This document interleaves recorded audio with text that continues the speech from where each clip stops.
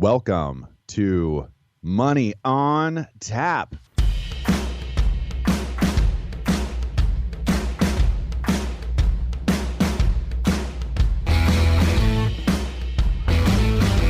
Money on Tap, your personal finance headquarters, where we bring out the professionals' experience and some fun in what we call three-dimensional investing, utilizing insurance, brokerage, and fee-based planning. That's what we do on this show. We look at all sides of the issues, and we bring a fully independent planning perspective to the table. Welcome. You're listening to Money on Tap. I'm Ben Brayshaw, joined here with Seth Krussman today. Dan Micklon's on vacation. We hope he has a great time, and we hope he doesn't come back anytime soon. So with that, we have a special guest today. We have Christina Kafari joining us, and she's with Prudential. She's the director of sales technology. You know, we were just taking a totally different slant this week, Seth. We're going to break out. We're not going to do money in the news. We're going to bring in Christina and talk about some of the struggles that we've had with our clients and kind of go through that. But before we do that, Seth, you have any thoughts? Sure. First of all, I miss Dan and Dan. Ben speaks for himself. I hope you come back soon.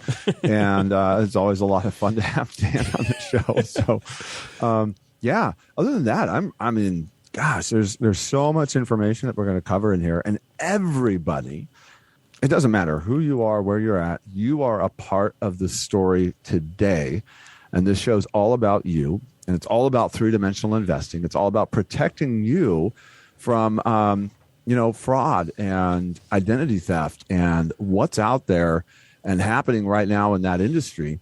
So you can be aware and protect yourself. And you know what? I'm so excited to have Christina on the show today because you know what? She's such a pro and she's such a wealth of information and knowledge. You know, I've had a number of clients. I mean, the savviest of savvy tech. You know, it doesn't really matter where their walk in life is. It's not just older people. I can talk a little bit about some of the pre-notions that people have about identity theft. But I've had so many clients that have been hit by identity theft, have caught it, and are scared to death. And I've had people who have been afraid to share identity theft in embarrassment. And I think I'm really excited to talk about how to get past all of that, to really find some clarity around how to deal with this stuff and allow people to feel free to kind of recognize that they're not alone in this. And it happens to almost everybody. And I think that's what is scary to me, Seth. It's out there, folks. It's, it's every day. I'm just like, I cannot believe every day there's a call, there's a text, there's a phone call, there's an email.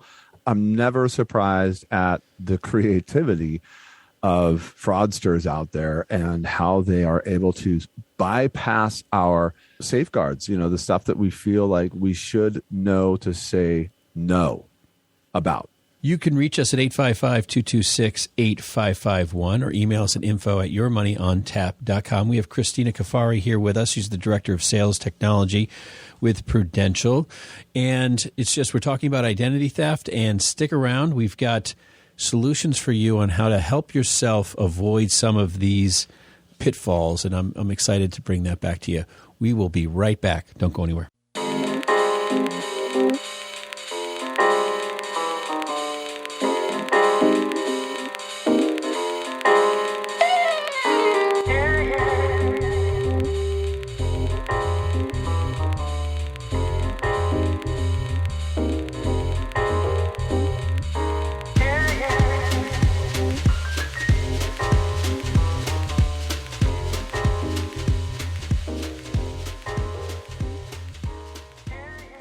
Folks, we have a lot of fun doing this show, Money on Tap, and Ben and I have been financial planners for years and years, and our goal here with you is to bring you into the room, have the conversations that we have. We think these are critical conversations for you, but we understand this is a limited space, and what we'd love to do is to open the doors to you with us at Brayshaw Financial Group, so you could experience what it means to have three-dimensional planning in your life.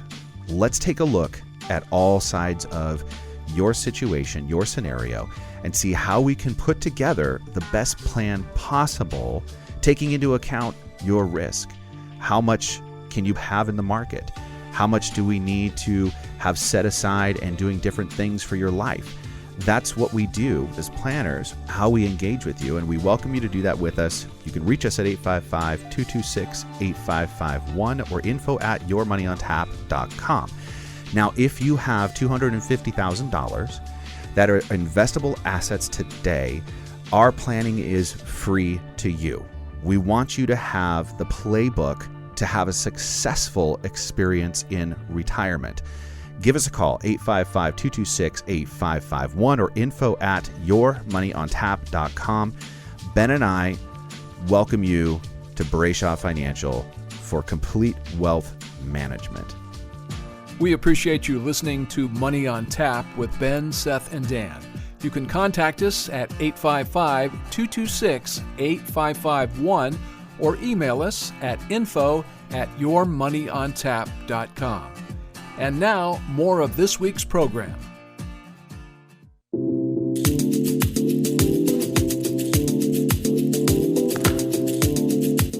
Welcome back. You're listening to Money on Tap. I'm Ben Brayshaw, joined here with Seth Krussman. Today we have a kind of an interesting show and a special guest. We have Christina Kafari. She's the Director of Sales Technology for Prudential Retirement and Life Distribution. Christina's been with Prudential for over 10 years, and today we're kind of taking a jump out of our traditional investment conversation and really talking a little bit about how to protect yourself in today's world, both from a very significant and serious financial area, and that's identity theft. Doesn't matter age, doesn't matter your situation or scenario. We all seem to see it happen around us. Christina, she started out her professional career as a financial advisor in Southern New Jersey, and she served as an internal sales consultant. She has a wonderful college background. She played soccer at St. Rose. She was a 2011 All-American, 2011 Academic All-American, as well as Player of the Year and Woman of the Year for 2011, which is just a tremendous honor to have her on this show, and super excited. If you have questions about this, you can reach us at 855-226-8551. You can also email us at info@yourmoneyontap.com. I want to dive right into this, Christina. Thank you very much for coming on the show. Really appreciate having you. Yeah, thank you for having me. I'm excited to be here. This is a topic that is, I get an email every day asking me to give my credit card or to bring money in from some country out there and so forth. So explain to me why it's important to understand identity theft today. Well, I would say it's important for a number of different reasons, but to really get down to the basics, I would say due to the state of our world, it is rife with cyber breaches, malware, ransomware attacks, and really just rampant with identity theft. According to CNBC, they report that identity fraud cost Americans about $56 billion in 2021, with about 49 million consumers falling victim to identity theft.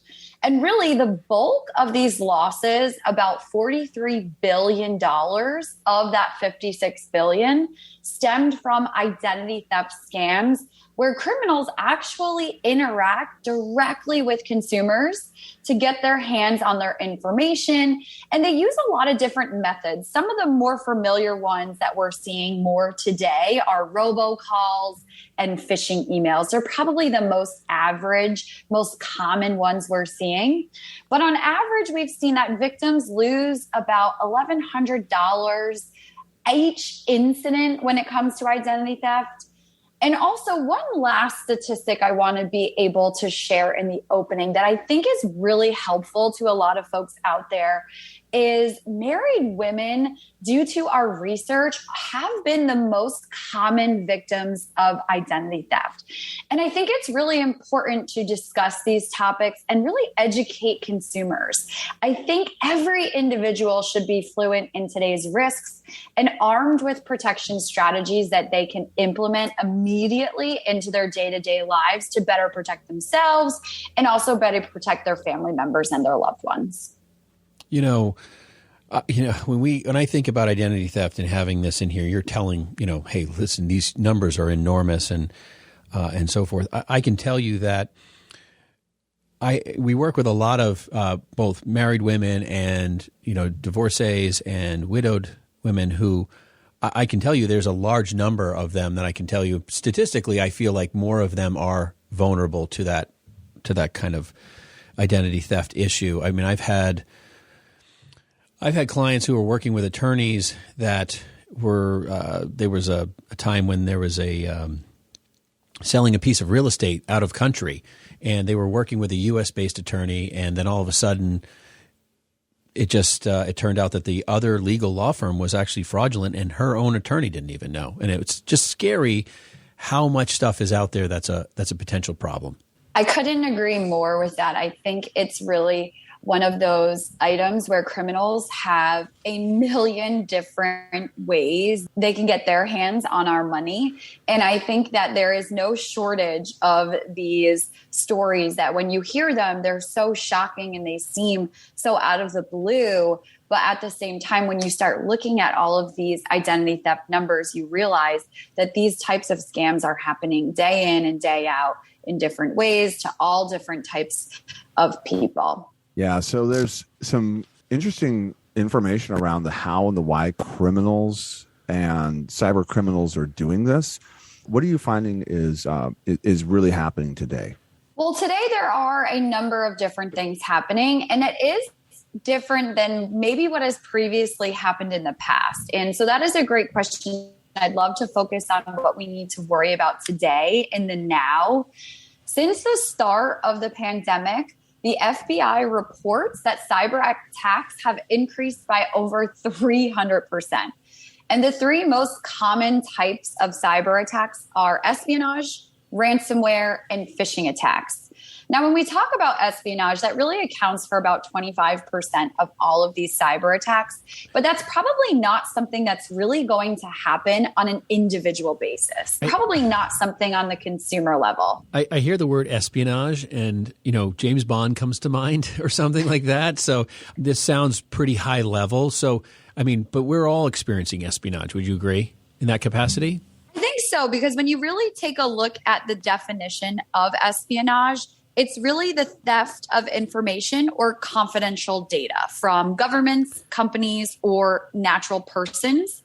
So I do think it has that James Bond sound, but at the same time, to your point, we all are experiencing this in a lot of different ways. I just hear that and I'm like, all of a sudden I'm thinking of our listeners being like, espionage. I'm just concerned about someone tapping into my checkbook. That's really what it is. So it's interesting. But go ahead. I know you were going to go on to the second one. Well, I think some of the other ones that are definitely more common, and I think we can probably relate to a little bit more, would be ransomware. And we hear about this pretty often. So the most recent one was the Colonial Pipeline ransomware attack, where really what is happening is malware is deployed and it's made to hold a victim's information for ransom. So in the simplest of terms, you cannot access files, databases, or applications until that ransom that's demanded is paid for in full. Now, the third and by far the most common type of cyber attack that we're all experiencing would be phishing attempts. And for some of us, we think this is a little bit easy or we are able to avoid it. But the truth is these scams are working, and they are working at unprecedented levels. And phishing is really just the fraudulent practice of sending emails pretending to be from a reputable company. And the idea is to trick individuals to reveal their personal information, such as passwords, credit card numbers, banking, routing information. And what we're finding is that because these emails look so real, a lot of folks are falling victim and accidentally giving away their own personal information, almost kind of handing it over to the criminals. Do fraudulent phone calls count as phishing as well? Or does it have to be an email or, smishing by text? So that's a great question. So SMS would be it coming as a text message. It's also called smishing. But we do not have a name for the calls that are coming. So what we typically call them would be robocalls. And those are slightly different, but it is the same concept. You might get a phone call from someone that's pretending to be from American Express or Capital One or Marriott, and they will try to get or convince you to give away your personal information. I've had that happen. And here's one of the things that I found. When am I vulnerable? Is usually when I'm distracted. Like I'm driving, I'm not texting and driving. I'm just, answering the call. It's a credit card company. I'm like, well, I'm sure they're calling for good reason or something like that. It was recognizable. It was the actual person that I've heard in the previous legitimate credit card calls, like that voice. I was like, oh yeah, I know who that is. And then I just had to stop for a second, pause, and give myself a second, and then realize, okay, if there's something going on with the credit card company, I can call them and find out what's happening. Something else very similar. OHSU is the medical hospital here in Portland. And, I got a call from them, wasn't paying attention and was wondering what was going on. The next thing I know, I'm talking to PG&E, which is our power company here. And I was just kind of going along with the call. And then the next thing I'm transferred over to the person that's going to help me make sure my power stays turned on. And I was like, hey, how can I help you today? And this guy sounded like he was like one day out of prison. He was like, not what you can do for me. It's what I'm going to do for you in that voice. And I was like, whoa, thank you for really making me aware of what's happening at this moment, because I was just kind of trucking along with where they were sending me. Again, I had to stop myself and take a step back and realize, okay, if this is something that's important, I can deal with it later. It doesn't have to happen right now. And I can contact them to make sure that I'm going through the proper channel. Well, you're listening to Money on Tap, and I'm Ben Brasher, joined here with Seth Krussman and our special guest, Christina Kafari, who is the Director of Sales and Technology over at Prudential, and she's walking us through identity theft questions and concerns. If you have questions about this, you can reach us at 855-226-8551 or email us at info@yourmoneyontap.com. As we're talking about these phishing things, Seth, and it's funny that you say that because literally my 19-year-old son just got a phone call from Verizon before we did this show asking about his phone replacement and everything else and so forth, and handed the guy his credit card over the phone. But the guy knew information. He was like, well, how would he know that? And this, next thing you know, calls Verizon. It's not him, cancels his card. So that was literally like an hour ago. And I mean, he's on top of this stuff. He knows what, he's trying to avoid and so forth. And it's just funny. I mean, everybody is susceptible to it. And you're right. It catches you. He's working. He's like, I was just working and I wasn't really thinking about it. And yeah, I returned my phone. And so, yeah, this stuff, it doesn't matter. And I think for older people, they feel embarrassed because they feel like, well, I could have known more or done better if some of the younger people who avoid this stuff. But it's everybody's vulnerable to this stuff. Can you add a little more detail explaining phishing and strategies for us, Christina? Absolutely. Yeah. Let's give us some tips and pointers to really be able to avoid this. I think there are two important factors when we talk about phishing attempts. The first, and we kind of touched upon it, is the more distracted you are, the more you're rushed. However, there are often indicators or clues helping us determine it's a phishing or a smishing message. And there's really 5 top indicators to look for in these emails. The first is going to be poor grammar or misspelled words. So if you notice that the tenses of words are off or that there are some common words that are misspelled, that's a really good indication. It could also come from a suspicious email address. So typically speaking, it will appear that it's coming from Netflix or Capital One or Apple. But when you click on the email, you'll notice that it's just a random string of numbers and characters. So that's indicator number 2. Indicator number 3 is a generic or a non-personalized greeting. So the message will say, hey, Verizon customer, or hey, American Express customer, as opposed to saying, hey, Christina, or hey, Ben. There's also going to be a couple of other ones. So outdated or a poor quality logo. And then the last one and the most important one is an urgent or a threatening tone. Now, I know oftentimes tone is hard to tell through an email or a text message, but anytime there's an immediate push to action, that's a really good indicator that it is a phishing attempt. Typically speaking, reputable companies that you do business with aren't going to reach out to you for no reason and ask you to provide all of this sensitive information. I one time clicked on one of these forms, and it was a form for Netflix where they asked me to verify my account information. And when I clicked on the link just to see for purposes of this presentation, I was really curious to see all the information they asked for. They asked for my name, my address, my phone number, my date of birth, my social security number, 2 credit cards, and then my bank routing numbers. So right off the bat, when you're getting these types of requests, red flags should be flying everywhere, right? Why would Netflix ever need all of that information? And so the silver lining here is that if you realize it, right? If before I had submitted or selected submit or enter and sent that information go, if you just click out of it, you haven't done any damage. So there is some silver lining here for us. Once you see that it is a phishing attempt, you can very quickly get out of it, delete it, report it, and move on. I've seen the ransomware work in a similar way where people click into it and then it's like, it's over. That would be my caution around that. Is that something I should be aware of or be cautious around when I see a suspicious email of not even clicking into it because of something like that? Yeah. So as a best practice, what we always like to say is go directly to the source. And what I mean by that is once you receive an email that looks a little suspicious, or maybe you just weren't expecting it. Maybe everything in that email looks perfect. But the idea here is that in this world, we can't exactly trust all of the emails that we get.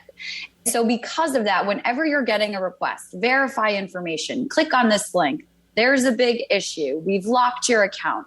One of the best things to do is go directly to that source, right? So don't trust any information in that email. Close out of it and either go to your browser and log into your account, maybe go to your phone and log into your app.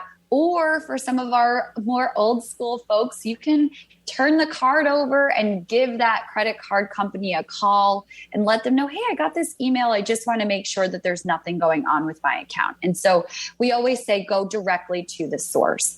Close out of that email and get directly to that company in a different way, because you can no longer rely on the information and the contact information that's coming through that email. I get calls from people or organizations. I'm like, let me call you back because I'm just unsure. And they actually sound legitimate, and I can kind of sense it's legitimate, but I'm like, let me call back. And I do. I turn my credit card over. I go to my account statement. I look up in an email or so doing that automatic, always saying, I'm going to contact you. Don't ask them for their number to call them back at.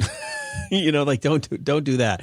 And, exactly. And it seems to me like I always, when I get these emails, I mean, they can be fraudulent when they say .com or .whatever, but sometimes they like .co or .uk or, that like the end of the email address you can tell is like a totally foreign company or some sort of cycling that they're doing with these email addresses are usually very strange.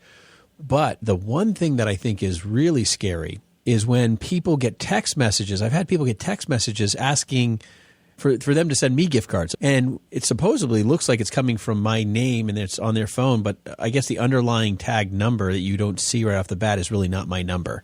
So, but their phone is showing. I don't know. It's some weird thing happened that way. And then the other thing is people send emails that look like they have your name on it, but when you actually click it to see the email address underneath, it's just a faceplate of your name. And there's some weird stuff there that I've seen, heard, and experienced. It's very scary. And I think there's a lot of cyber criminals using what's called spoofing. And that could be through a phone number. So making it look like the phone call is coming from a different number than where it's actually originating. Same thing for an email or a text message. They have the ability to almost hide where that initial phone number, email address is actually coming from. Because a lot of times if we could see where it was actually coming from, it'd be obvious right off the bat that it was fraudulent, and we probably wouldn't be as likely to open it. So they're definitely doing this strategically as part of the scam, as part of the overall almost trick to get us to click into it and believe what we're seeing or reading or hearing on the phone. Thank you, Christina. If you're just joining us, we have Christina Kafari with Prudential. She's a director of sales technology, and she's talking to us about identity theft today, which is extremely enlightening in a lot of ways. We have a lot more information coming. We're going to talk a little bit about some of the misconceptions coming up here. We're going to take a quick break. Don't go anywhere. You can reach us at 855-226-8551 or email us at info@yourmoneyontap.com.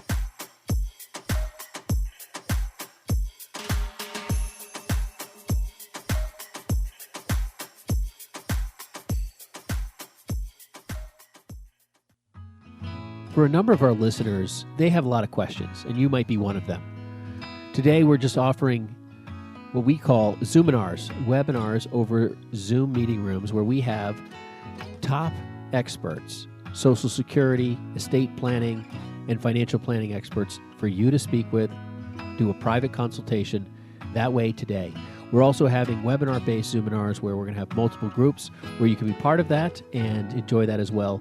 Give us a call at 855-226-8551 or email us at info@yourmoneyontap.com to schedule your Zoominar.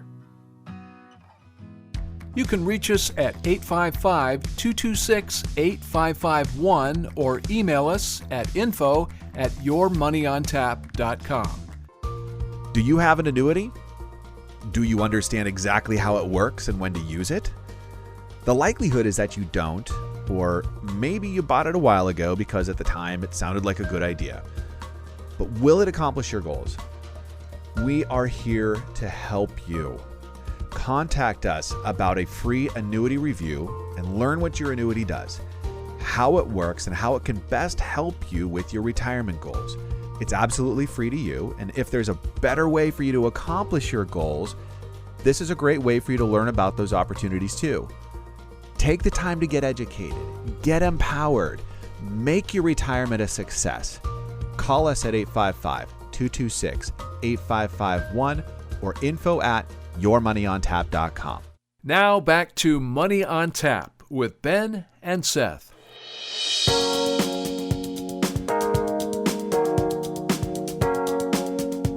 Welcome back. You're listening to Money on Tap. I'm Ben Brayshaw, joined here with Seth Krussman. Today, Dan Michelon is on vacation, so hopefully he's enjoying himself. But we have a much more friendly person on today than Dan, so we appreciate that. Christina Kafari is joining us from Prudential. She's a director of sales technology. Super happy to have you here, Christina, as we had talked earlier. You know, one of the questions we have is just kind of, can you just go around some of the misconceptions surrounding identity theft? I think that's one of the pieces that we touched on a little bit earlier, but would you mind just diving into that for us? Of course. I see two of the most common misconceptions probably on a weekly basis in my role here. And the first misconception is that only older folks tend to be victims of identity theft. That if you are someone that maybe is under the age of 50, you don't have to worry about this. And the truth is that couldn't be more false. We know that regardless of where you are at within the life cycle, you can be a victim of identity theft.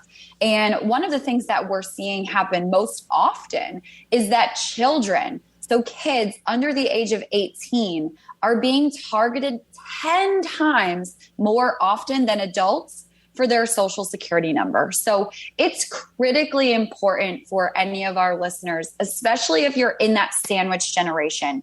You have to look out for yourself, your spouse, any older family ones or loved ones that you are responsible for that you're worried about.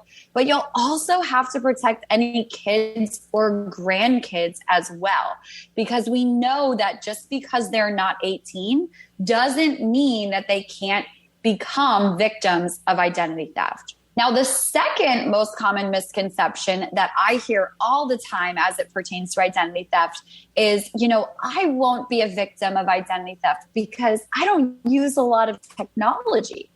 I can't tell you how many times I've heard that statement. And the truth is that you can be a victim of identity theft regardless of the amount of technology that you're utilizing on a day-to-day basis.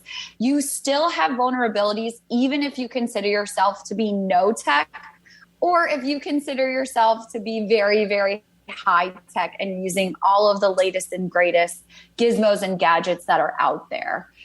To get a little bit more specific, for those of us who are considered to be no technology, you do have to be concerned about mail, getting paper statements, disposing of them properly. You also have to be concerned about all the items that are in your purse and your wallet. You don't need that Social Security card in your wallet anymore. Hopefully you can leave that at home in a safe place. If you are high technology, we have to be careful of our smartphones, right? Our smartphones are little computers that we carry around in our pocket 24/7. We also have all of the data that the applications that we're using are collecting. We have our online banking accounts, e-trade accounts.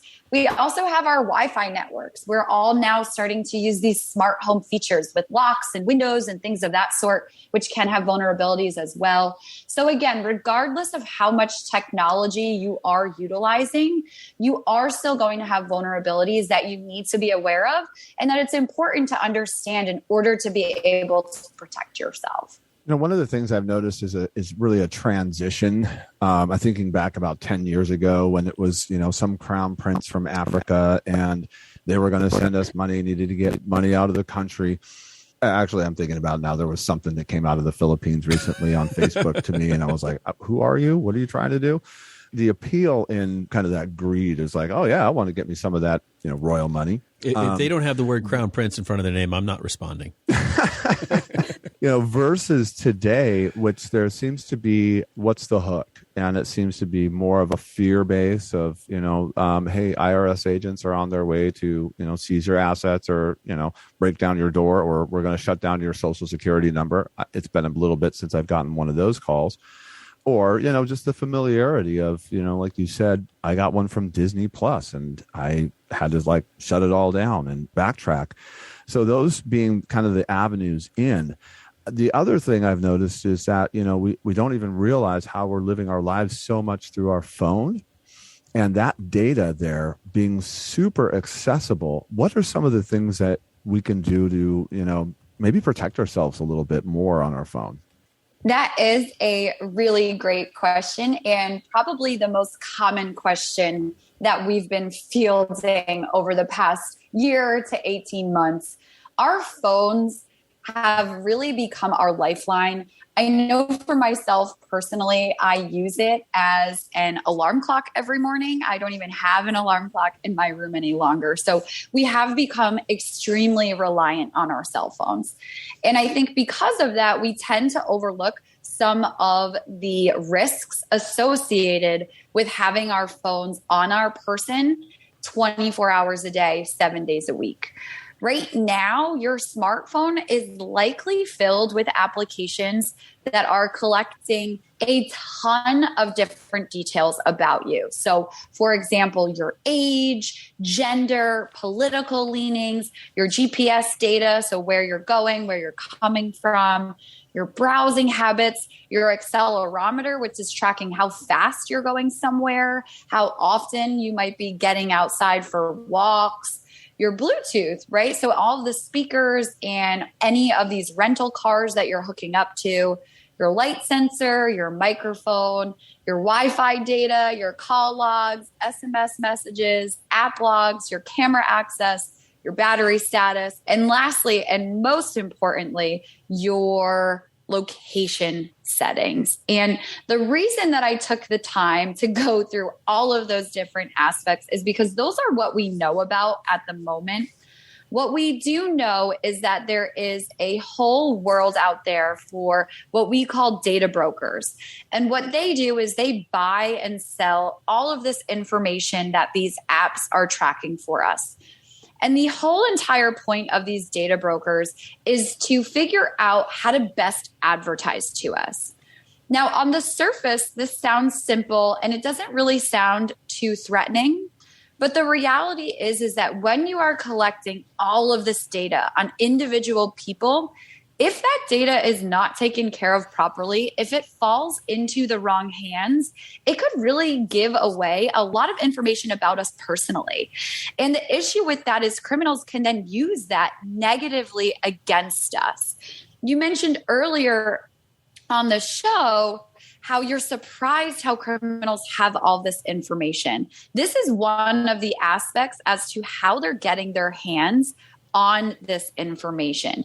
Because these data brokers are largely operating in a space that is completely unregulated, there really is no body watching to see what they're collecting, who they're selling it to, and how often they're selling the same data over and over and over again.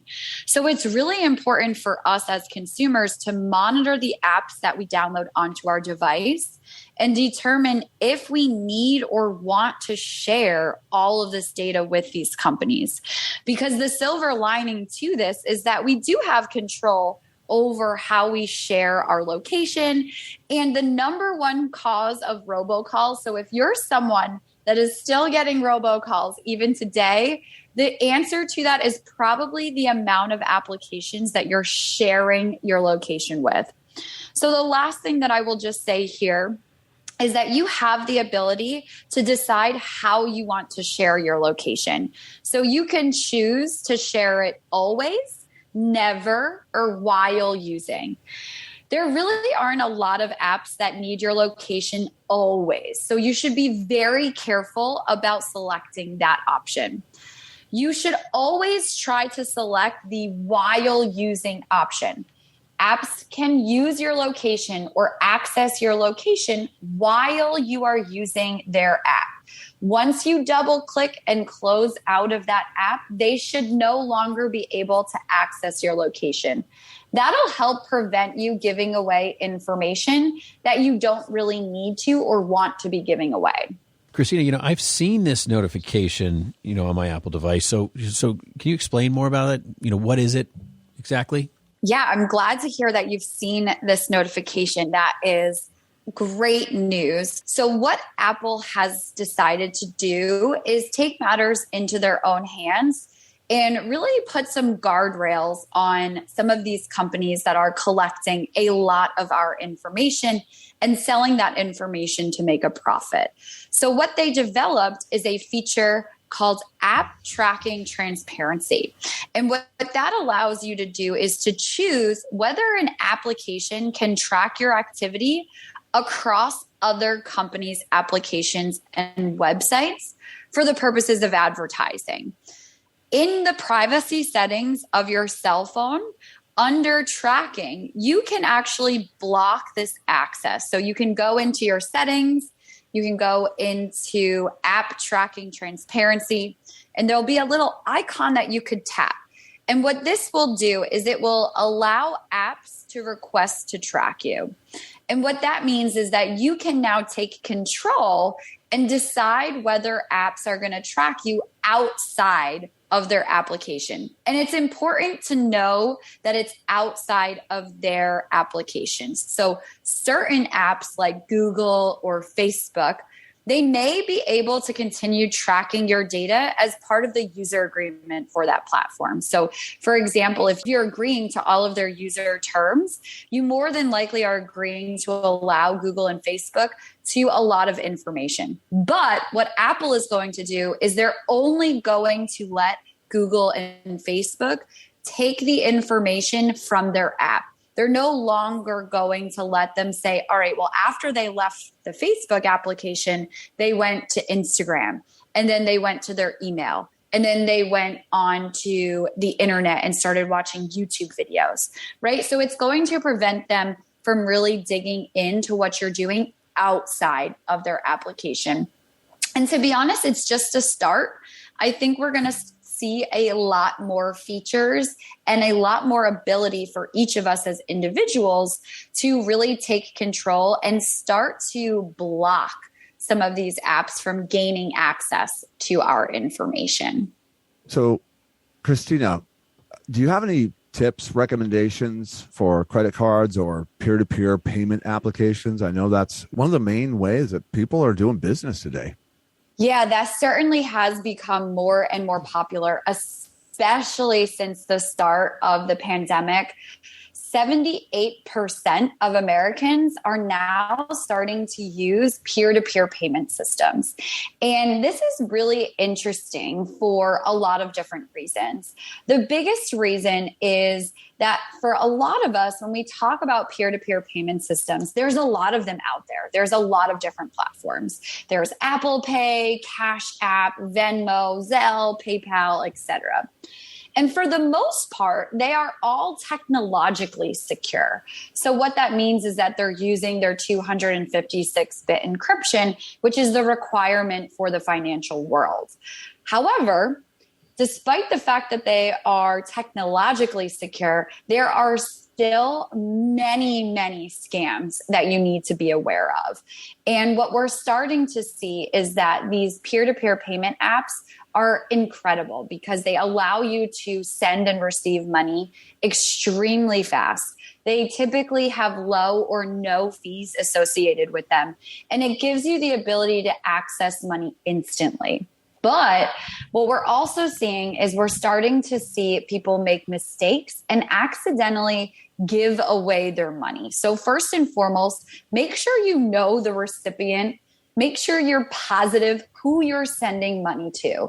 In a lot of these apps, once you send it, it's gone. You cannot just simply say, oh, you know what? I didn't mean to send that to you. Can I have it back? Most of the time, the only way to get money back is for the person to just be kind enough to want to send it back to you. So if you send it to the wrong person, we know that that person has the ability to decide to keep that money. Now, it's different than your banking accounts, right? Some of them might be FDIC insured, but most of them are not. So there really is no regulatory body that's watching over the transactions or making sure that mistakes are not happening on the platform.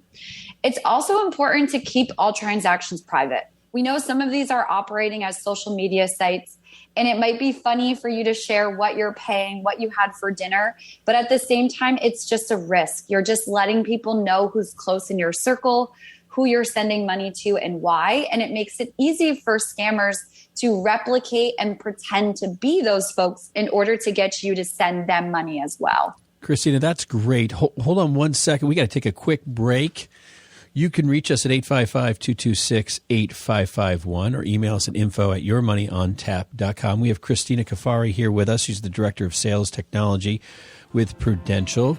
And it's just, we're talking about identity theft, and stick around. We've got solutions for you on how to help yourself avoid some of these pitfalls. And I'm excited to bring that back to you. We will be right back. Don't go anywhere. And now, here's our Cliff Notes edition of Money on Tap. We've been talking about predictable income in an unpredictable market. I mean, I think that's the thing that has a lot of people calling, a lot of people reaching out to us saying, hey, listen, I thought I could do this on my own. I thought this was going to work out for me and I was going to make, another 15 or 20% or whatever that you made last year in the stock market and things were going great. And now people have this kind of awareness that, oh, wait, I don't control this anymore. Tell you this, Ben, there are some truths in this world. We know that people do not like to lose money. I have never come across a single person that says, yeah, that's me. I would like to lose some money. And if you are one of those people, you probably want to retire at some point in time, or you're all across the spectrum here, folks. You know what? In retirement planning, which is the gift of what we get to do here at Brayshaw Financial Group, it is one of the most important factors that we come across when we're trying to establish what the new norm is going to be for our clients and what the opportunities are.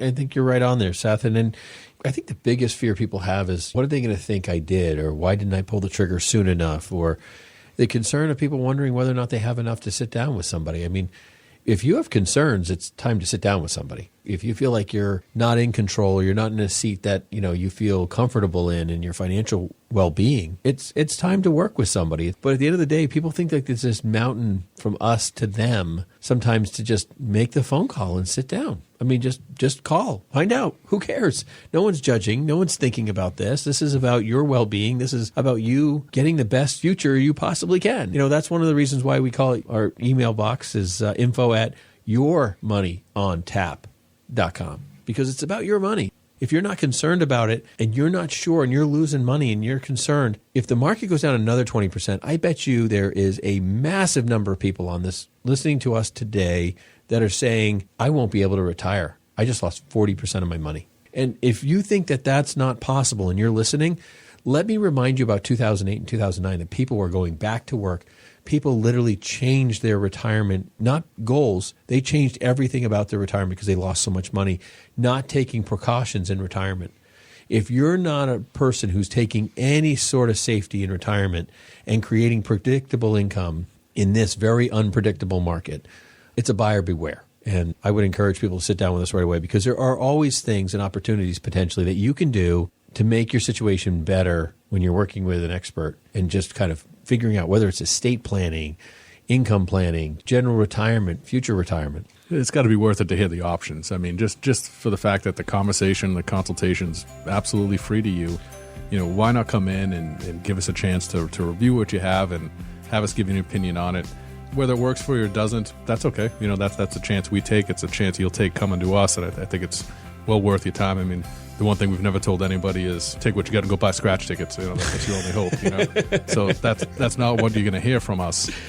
So take that opportunity to come in and hear what us professionals have to say. Right?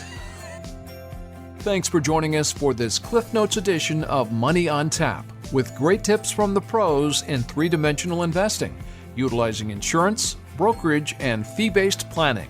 Now here's more Money on Tap with Ben, Seth, and Dan.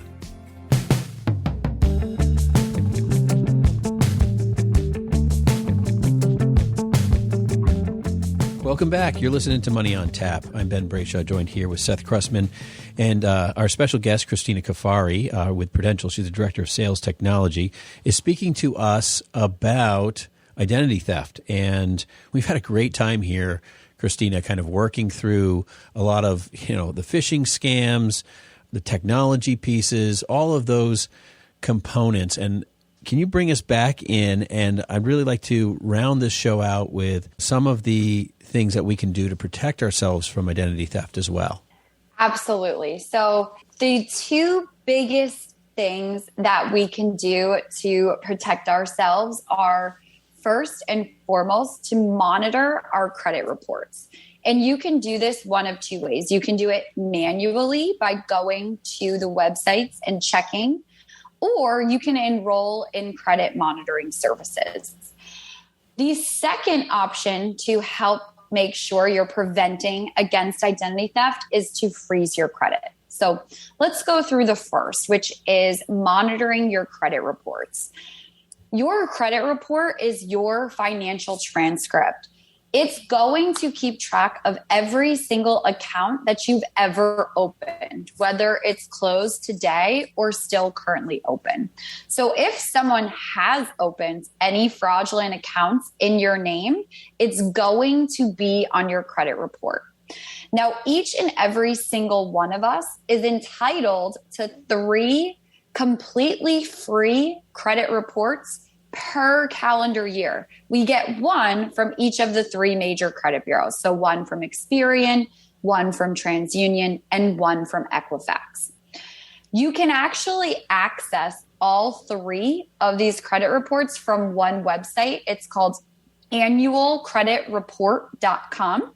And as I mentioned, you can go on every 3 to 4 months and pull your credit reports, and you can verify and make sure that everything on there is accurate, it's correct, and it's something that you're responsible for. If you notice accounts on there that you don't remember opening, that could be a sign of identity theft.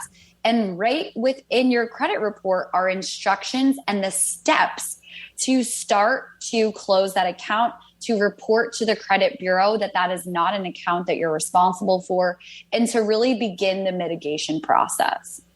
The other option you have, instead of pulling your credit report every 3 to 4 months, is enrolling in credit monitoring services.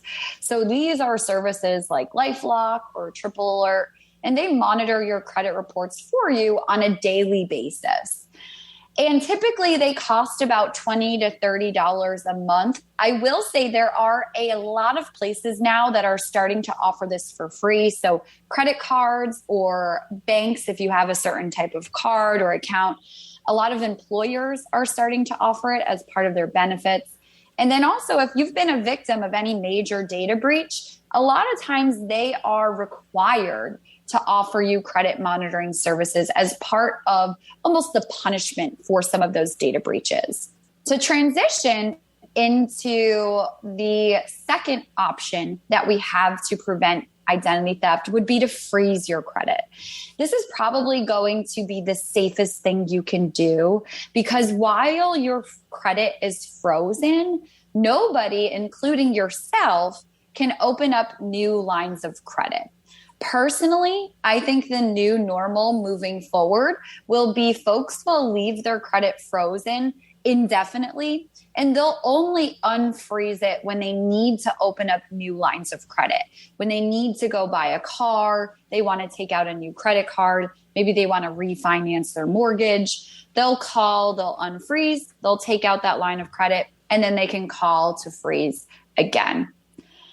One tip is you have the ability to freeze your credit in whatever fashion you feel comfortable with. So you can do it online or you can do it over the phone. But when you freeze your credit, they will give you a confirmation number, and it's critically important that you remember this confirmation number, because they will not let you unfreeze your credit unless you provide to them the confirmation numbers that they gave you when you initially froze it. So make sure you keep them in a very safe place. And remember, you'll have 3 of them, because you need to freeze your credit at each of the 3 major credit bureaus. So 1 from Experian, 1 from Equifax, and 1 from TransUnion. And again, try to keep them in as safe of a place as you can, because it will be a total bummer if you lose them. It will take you a longer time to unfreeze that credit. And for most of us, we kind of want to be able to flip that switch on and off whenever we need to be able to do that. Gosh, that sounds like people in their crypto wallets losing the access keys and losing millions and millions of dollars because they couldn't get into their wallets. Is there any way to determine, if somebody has compromised my information? The easiest way to be able to determine that would be to check your credit report. Again, if they opened an account using your name and social security number, it will be on that credit report. There are certain types of fraud that might not actually show up on your credit report, though. So just because you don't see anything there doesn't always necessarily mean you're 100% in the clear. Some other indicators that something might be strange is if you're starting to get denials of credit that maybe you didn't apply for, you're starting to get different account statements of things that don't make sense to you or that you don't recall ever opening or receiving before. You also might start to notice that there are different emails popping into your email account. There are different pop-ups or SMS messages that you're getting onto your phone. And these could all just be a result of you getting on some type of list, being affected by some type of data breach, and someone being able to dig up additional information to piece together all of the items they need in order to open these accounts, in order to purchase, a massive amount of cell phones or sneakers or credit cards or any subscriptions that they might be trying to get their hands on. And so there's a number of different ways. The biggest is if it seems suspicious, it more than likely is suspicious. If you get a bad feeling, go with your gut, investigate it, and make sure that you have all of your pieces in a row and that there are nothing out of place. I think the gut thing is the one item, like when you have that kind of unnervy, like, man, I don't think that felt right. Even in the smallest scenario, double checked, correct it, make sure you're okay. Christina, thank you so much. Honestly, this was super informative. We appreciate your time and your willingness to join us. You're significantly better to have on the show than Dan. I want to leave that out there for him to hear. And Missing him, though. Hope he has a great vacation. But if you have questions on identity theft, and I know a lot of our listeners do, we've had a number of clients who have been hit by this. We talked about that earlier. Give us a call, 855-226-8551. We're planners and partners at Brayshaw Financial Group, and we're here to help you. You can email us with your questions at info@yourmoneyontap.com. If you got a question for Christina too, we're happy to pass that on to her and try to get some answers on maybe some more detailed stuff that might be out there. So thank you, Christina. Thank you, Seth. Thank you for listening, everybody, and you make it a great week. The views expressed are not necessarily the opinion of this radio station and should not be construed directly or indirectly as an offer to buy or sell any securities mentioned herein. Investing is subject to risks, including loss of principal invested. No strategy, product, material, or tool mentioned can assure a profit nor protect against loss. Please note that individual situations can vary. Therefore, the information, products, materials, or tools mentioned should be relied upon when coordinated with individual professional advice. Past performance is not a guarantee of future results. This show may be subsidized in whole or in part by a product sponsor or issuer. Securities and advisory services offered through SagePoint Financial Incorporated, member FINRA SIPC, and a registered investment advisor. All other services offered through Brayshaw Financial Group LLC are independent of SagePoint Financial. SagePoint Financial and Brayshaw Financial Group do not provide tax or legal advice. Main office is located at 116 South River Road, Bedford, New Hampshire, 03110, and can be reached at toll-free 855-226-8551. This material is being provided for informational or educational purposes only and does not take into account the investment objectives or financial situation of any clients or prospective clients. The information is not intended as investment advice and is not a recommendation about managing or investing a client's retirement savings. Clients seeking information regarding their particular investment needs should contact a financial professional. Well, bye.